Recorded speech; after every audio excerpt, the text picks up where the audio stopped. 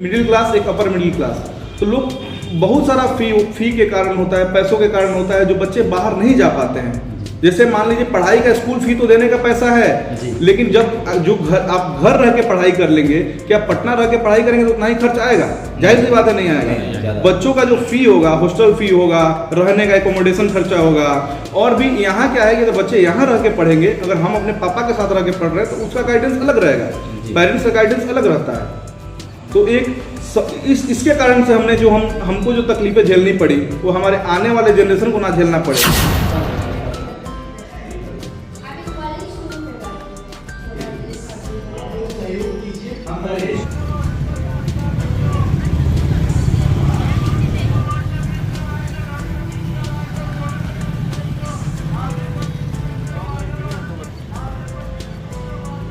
आप सभी को SIBM कॉलेज के होली मिलन समारोह में आने के लिए बहुत बहुत धन्यवाद। सवाल ये था कि आपके जो होली मिलन समारोह किए हैं SIBM कॉलेज, और इसमें आपको हम 2-3 तरह के कोर्स देखें, BBA BCA और भी कुछ कोर्स देखें। तो हमारा सवाल ये था कि जितने हमारे आपको जो विकास के दौर में हम लोग आगे हैं, लड़के आगे, उसमें कहीं हम लोग से ज़्यादा लड़कियाँ भी आगे हैं, उनके लिए क्या कोर्सेज लेके आ रहे हैं प्रोफेशनल कोर्स में? प्रोफेशनल कोर्सेज में BBA BCA लड़कों के साथ साथ लड़कियों के लिए भी होता है। ये पहले तो ग्रेजुएशन कोर्स है, लेकिन हमारे यहाँ क्या बेनिफिट है बच्चियों के लिए कि होता क्या है कि जो बच्चे होते हैं, जो लड़के होते हैं, वो तो पटना चले जाते हैं, अदर स्टेट में, अदर शहर में मूव कर जाते हैं, लेकिन बच्चियों को बहुत सारा तकलीफ है और बहुत सारा रीजन है, जो कि अगर सिवान के दृष्टिकोण से आप लोग देखेंगे तो आप लोग उस चीज़ को अच्छे से जानते हैं कि बहुत तरह का दिक्कत होता है। लोग भेजना नहीं चाहता है उसको, कुछ लोग कंपेयर करते हैं नैरो माइंडेड, लेकिन उसको नैरो माइंडेड नहीं बोलेंगे। सबका अपना अपना नजरिया होता है देखने का। तो हमारे यहाँ क्या है कि एक लाडली बिटिया करके योजना चल रहा है। लाडली बिटिया योजना के तहत भी हमारे यहाँ बच्चियों को एक अलग प्रेफरेंस मिल रहा है। बच्चों के साथ साथ ऐसा नहीं कि बच्चों को हम डिस्क्रिमिनेट कर रहे हैं, बच्चों को भी मिलेगा, लेकिन बच्चों को मिलेगा, उनको जो मिलेगा उनके स्कॉलरशिप टेस्ट के आधार पर मिलेगा। बच्चियों के लिए भी स्कॉलरशिप टेस्ट है, लेकिन उनको थोड़ा हम लोग फेवरेबल रहेंगे उनके लिए, ताकि क्योंकि उनको सर्वाइव करना पड़ता है बाहर जाके। अच्छा सर, जॉब वगैरह भी इसमें लिख रहे हैं, ओरिएंटेड यहाँ पे लिख रहे हैं जी। क्या इसके बाद प्लेसमेंट उनको तो देखिए, प्लेसमेंट अगर बच्चे हमारे यहाँ 80% क्लासेस करते हैं तो बच्चों का प्लेसमेंट श्योर है कि होगा, क्योंकि जो इंफ्रा आप हमारा विजिट किए होंगे, इतने देर से आप लोग आए हैं, इंफ्रा हमारा विजिट किए होंगे, तो आपको इंफ्रा देख के ही लग गया होगा कि जो कॉलेज एक होता है कि डिग्री कोर्सेज बांटने के लिए खोला जाए, एक होता है पढ़ाने के पर्पज से खोला जाए। जितने हमारे फैकल्टी हैं ऑलरेडी 15 साल 20 साल एक्सपीरियंस फैकल्टी हैं, जो ऑलरेडी 15 साल 20 साल से अदर से मतलब इंस्टीट्यूट में अलग कोचिंग में पढ़ा रहे हैं। अच्छा, जिस कोचिंग में बच्चे को 2 लाख 2.5 लाख फी देके सिर्फ एक सब्जेक्ट पढ़ना पड़ता है, कॉमर्स पढ़ना पड़ता है, वो सारे फैकल्टी हमारे यहाँ IT के टीचर जो हैं ऑलरेडी 15 साल 20 साल एक्सपीरियंस है, और उनके द्वारा पढ़ाए गए 10,000 प्लस बच्चों का प्लेसमेंट है, जो हम आपको दिखाएंगे आने वाले समय में। एक बार बच्चों को भेजिए, हमारा इंफ्रा विजिट करें। अच्छा सर, एक सवाल रहेगा सर, SIBM जो कॉलेज है, कहीं ना कहीं सिवान में इस तरह के व्यवस्था जो इस तरह के इंस्टीट्यूट पहली बार देखने को मिल रहा है सर। जी क्या सोच के साथ आप लोगों ने सिवान में शुरुआत किया, और सिवान शहर ही क्यों आप लोगों ने? सिवान शहर चूज करने का सबसे बड़ा पॉइंट है कि मेरा होम टाउन है, और यहाँ से मेरा भी पढ़ाई बहुत ज़्यादा दिन नहीं हुआ, 5-10 साल का गैप होगा मेरे पढ़ाई में। तो हम क्या, जो हम महसूस किए, जो कमी हमको महसूस हुआ, एक होता क्या कि मिडिल क्लास एक अपर मिडिल क्लास, तो लोग बहुत सारा फी के कारण होता है, पैसों के कारण होता है, जो बच्चे बाहर नहीं जा पाते हैं। जैसे मान लीजिए पढ़ाई का स्कूल फी तो देने का पैसा है, लेकिन जब आप घर रह के पढ़ाई कर लेंगे, क्या पटना रह के पढ़ाई करेंगे तो उतना ही खर्च आएगा? जाहिर सी बात है, नहीं आएगा। बच्चों का जो फी होगा, हॉस्टल फी होगा, रहने का एकोमोडेशन खर्चा होगा, और भी यहाँ क्या है कि तो बच्चे यहाँ रह के पढ़ेंगे, अगर हम अपने पापा के साथ रह के पढ़ रहे हैं तो उसका गाइडेंस अलग रहेगा, पेरेंट्स का गाइडेंस अलग रहता है। तो इसके कारण से हमको जो तकलीफें झेलनी पड़ी वो हमारे आने वाले जनरेशन को ना झेलना पड़े। कोई भी जब बच्चा ग्रोथ करता है, जैसे मान लीजिए हम ग्रोथ किए, तो सबसे पहले अपने परिवार के बारे में सोचता है। जब हम इस शहर से ऊपर उठे, जब हम आने वाले, जब राजधानी में रहने लगे, पटना में रहने लगे, तो हमने डिस्ट्रिक्ट के बारे में सोचे।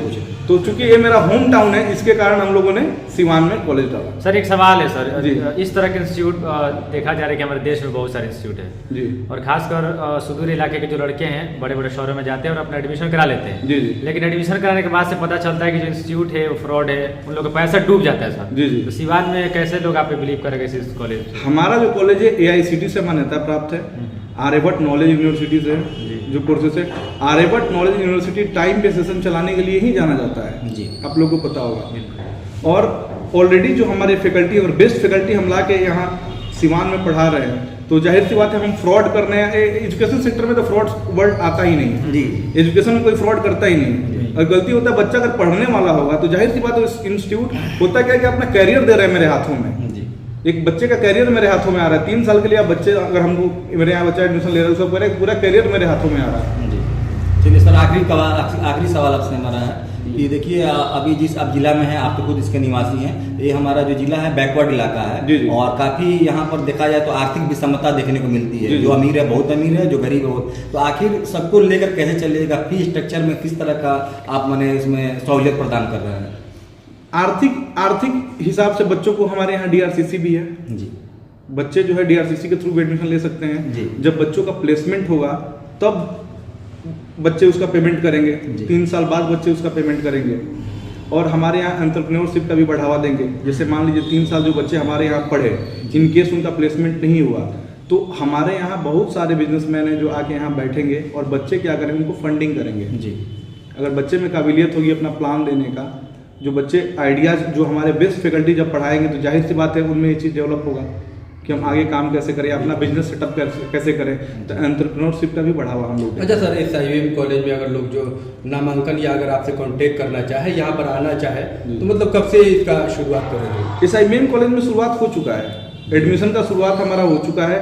ऑफिशियली हम लोग अभी उसका ओपनिंग नहीं किए हैं। जी। एडमिशन शुरुआत है, बच्चे आए, इंफ्रा विजिट करें, क्योंकि कहीं भी एडमिशन आपको लेना है तो एक बार आइए, हमारा विजिट कीजिए, इंफ्रा देखिए, हमारे टीचर से मिलिए, फैकल्टी से मिलिए। जी सर, तो आज आप लोगों ने जैसे होली समारोह मनाया और बड़ा खूबसूरत नज़ारा है। जी जी। हमारे तरफ से भी बहुत सारी आपको शुभकामनाएं हैं। जी जी। क्या सर आने वाले कुछ दिन में ईद और अभी रमजान भी चल रहा है, इसकी भी शुभकामनाएं, इसका भी बधाई वगैरह देंगे? बिल्कुल, हम प्लान कर रहे हैं। आप जब इसके बारे में पूछ रहे हैं तो एक इफ्तारी पार्टी भी हम लोग रखते हैं। जब आप बोल रहे हैं रमजान, हम लोग डिस्क्रिमिनेट एकदम नहीं करते हैं कि हम होली मनाएंगे और इफ्तार पार्टी नहीं करेंगे।